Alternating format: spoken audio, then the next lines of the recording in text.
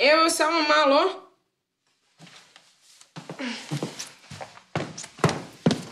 Dobar dan.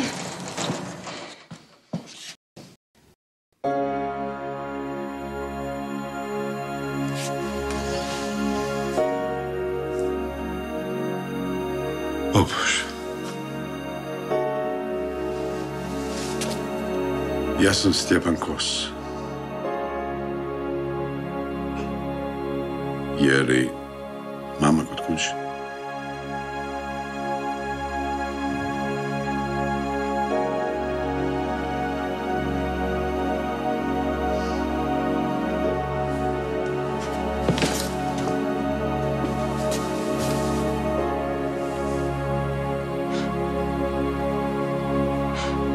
Ne, nije.